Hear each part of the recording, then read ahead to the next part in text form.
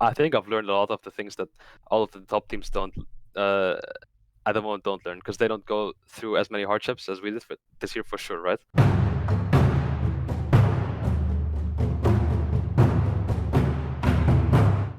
Hi everyone, this is Tom reporting from the LEC, and with me here is Dan, the top laner for Misfits. How are you doing, man? Bittersweet, I guess. We just played our last game for the entire year, so really long off season ahead of us. Yeah, But yeah, at least we won and we did our final good deed, giving Schalke their last hope. Let's hope they win right now. yeah. So yeah. I don't want to talk too much actually about the split specifically, as in the performance from Misfits, because that's, I think, something that's very obvious to many people that it was disappointing, and that's it. I want to talk more about your personal growth as a player this year as a whole. Mhm. Because at the start of the split, Misfits, at the start of the year, I would say, the spring split, Misfits started off really well, and flattened off a bit later, and now we know how this split has gone. But at the start of this year, did you have any specific goals for yourself personally to achieve in your growth? I mean, at the very start of the year, I just wanted to do well because it was my first proper LEC split in spring, which was, yeah, I mean, I just wanted to do well, Like, I didn't really have any goals. Spring split is usually less stress as well, so you could just focus on your growth more than the actual performance that you have to give. So I was not as worried about griefing some games, like level 2, I was just all inning and stuff, so I didn't mind that much. In summer, I told myself I didn't want to be like mediocre anymore, because I thought I was like fine in spring, Mm-hmm. made it to playoffs. I didn't think I was the best. Was sure I was not the worst, Yeah, but I still like middle of the table. And in summer, I just wanted to work on my strengths, yeah. which I think individually I did, Mm-hmm. and I think as a team, it's just a whole different beast. Yeah. So. So heading into the year, obviously with Misfits, there's new players on the roster and there's new people to work with. How did you feel about the team then? Were you in a comfortable state in spring? I mean, in spring it was just weird because we had B-Boy, so he was when he spoke Korean, it was really difficult to play around his lane. So we had to adjust a lot and I had to like learn how to play strong side a lot, which was not really something that I was really comfortable with from the previous year. So we had to adjust a lot of things, but I think the adjustment actually made us good because it just made us like improve every single time again. Yeah. I think in summer I was more excited for the roster because I thought it was just upgrades all around the board. I mean, DOS just really good laner, and Kobe just notorious for like really like solid performances, good mechanics. Mhm. So I thought this was like the year for us to go to Worlds. Yeah. So I was like, yeah. So with B-Voy on the roster, the dynamics were a bit different. How was it to be on the team during that time? Was it because some teams you can say, okay, they are a team. They're a Mm, five-man group. I think many people think of a team like Mad Lions, who are now like all joking around and stuff mm, like that. And how is it on Misfits? mm. I think I've never really experienced anything like it, because in all my previous years it was a little bit like Mad Lions. In 2019 we had the roster with the academy coming in Yeah, yeah. up to LEC, and I was just like joking around all the time. If someone was like, I want to play striker jungle, then everyone was like, oh hell yeah, let's try it.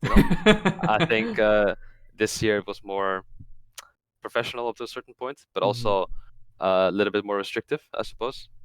In So what way was it restricted? mm, just then people had certain roles in leadership, and uh, where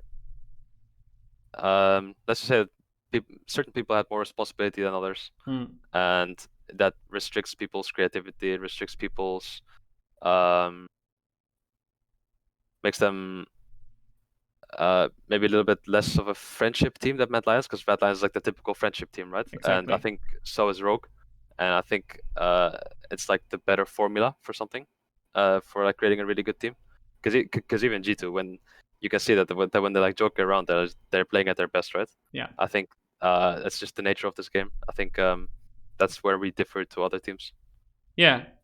Is that something that held you back personally, you think? I think for me personally, I like being like a creative player with like creative picks and stuff like this.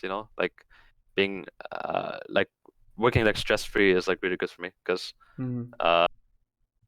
yeah, I mean, I think it's just how people play their best. When people can still flame you, and but but you know that the flame is not like genuine.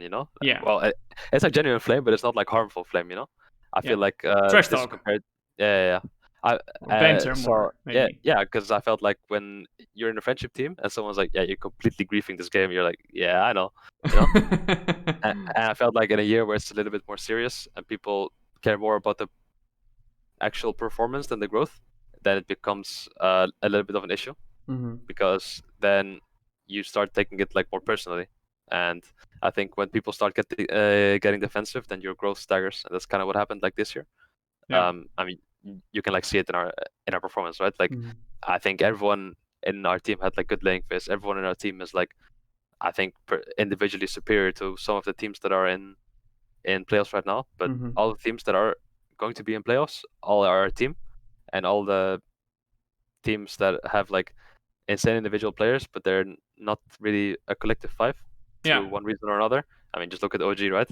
But Yeah. What the example I was thinking of as well, and I think come, many people. like we were a disappointment, but that was that's a disaster, Yeah. So yeah, you can clearly see trends of things working and things not working. Yeah. Now I don't obviously the year ends on a sad note, and to hear that the dynamics on Misfits could have been lighter, let's phrase it that way, is obviously not the greatest thing to hear as well. But I also want to focus on what is positive. And what are the positive takeaways you have from this year? Be it your personal growth, be it I don't know, getting new friends on the team and something like that, or feeling supported by the fans, anything like that. I think it's more like growth as a person. Mm-hmm. I Yeah. think I learned a lot.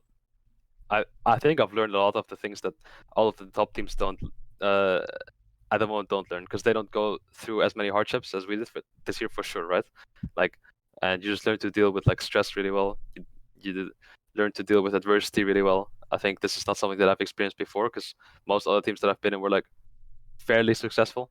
Mm-hmm. Uh, and there weren't really like any like major issues of like we can't win. And I think this year it's really a mental test, and I think it really shows to the players that were like that handled it really well, and those who like didn't.